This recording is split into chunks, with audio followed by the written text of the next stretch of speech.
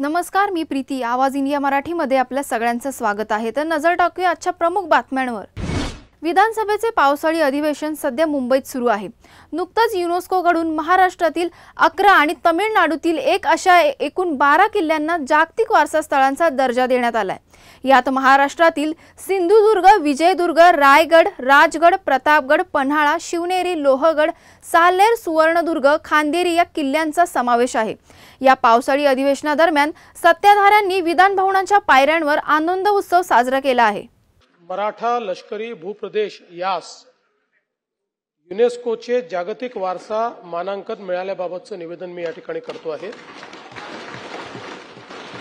माननीय सभागृहाला कळविण्यास मला अत्यंत आनंद होतो आहे की महाराष्ट्रातील 11 किल्ले रायगड, राजगड, प्रतापगड, पन्हाळा, शिवनेरी, लोहगड, साल्हेर, सिंधुदुर्ग, सुवर्णदुर्ग, विजयदुर्ग, खांदेरी हे किल्ले आणि तमिळनाडूतील 1 जिंजी किल्ला असे 12 किल्ले जागतिक वारसा म्हणून घोषित करण्यात आले आहे.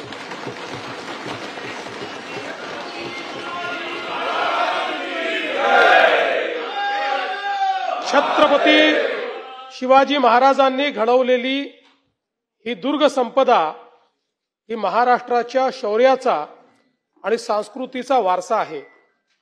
या ऐतिहासिक किल्ल्यांना युनेस्कोचे जागतिक वारसा यादीत समावेश होणे ही संपूर्ण महाराष्ट्रासाठी आणि देशासाठी अत्यंत अभिमानाची बाब आहे.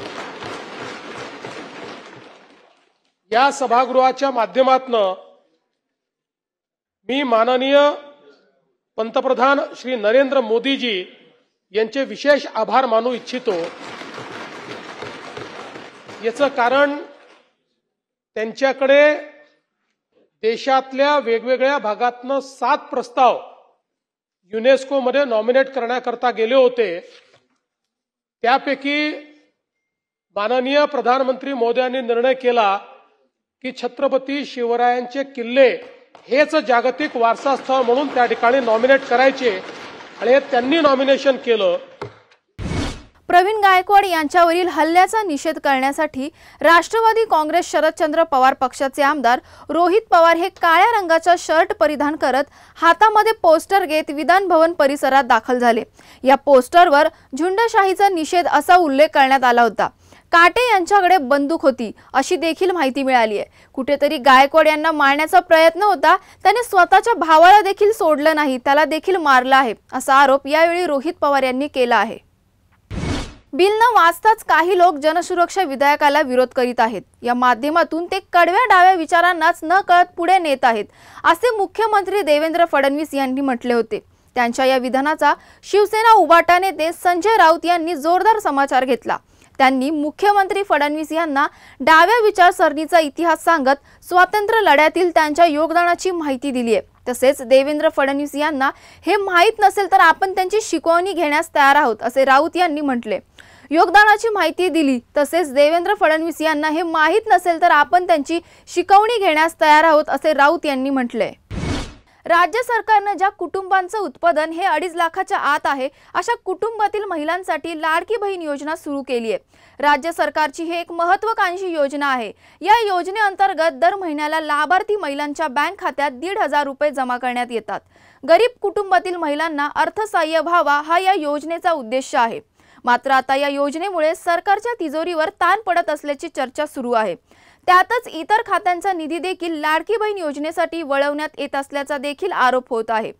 या सर्व पार्श्वभूमीवर आता अमृता फडणवीस यांनी लाडकी बहीण योजनेवर प्रतिक्रिया देताना मोठं वक्तव्य केलं आहे. राज्याच्या तिजोरीवर आर्थिक ताण तर आहेच, मात्र लाडकी बहीण योजना बंद होणार नाही. लाडक्या बहिणींसाठी राज्य सरकार आर्थिक ताण सहन करायला तयार आहे असं अमृता फडणवीस यांनी म्हटलं आहे. त्यात काही असं होतं की काही लाडक्या बहिणी पात्र नव्हत्या, त्यात काही फिल्टरिंग झालं. पण मला वाटतं की ती योजना चालू राहील आणि डेफिनेटली आपल्या बजेटवर एक स्ट्रेस पडतोच, पण बहिणींसाठी तो स्ट्रेस सहन करून मला वाटतं स्टेट ते त्याच्या वर येईल आणि त्याच्या पुढे येईल. महाराष्ट्र गृहनिर्माण व क्षेत्र विकास प्राधिकरणाच्या कोकण गृहनिर्माण व क्षेत्र विकास मंडळातर्फे ठाणे शहर व जिल्हा तसेच वसई येथील विविध गृहनिर्माण योजना अंतर्गत एकूण 5285 सदनिका तसेच ओरस आणि कुळगाव बदलापूर येथील 77 भूखंड विक्रीसाठी सोडत जाहीर करण्यात आली आहे। या सोडतीसाठी अर्ज नोंदणी व अर्ज भरण्याची प्रक्रिया आजपासून गोल लाईव्ह कार्यक्रमाच्या माध्यमातून सुरू होणार आहे। तर अशाच महत्त्वाच्या बातम्या बघण्यासाठी पाहत रहा आवाज इंडिया मराठी।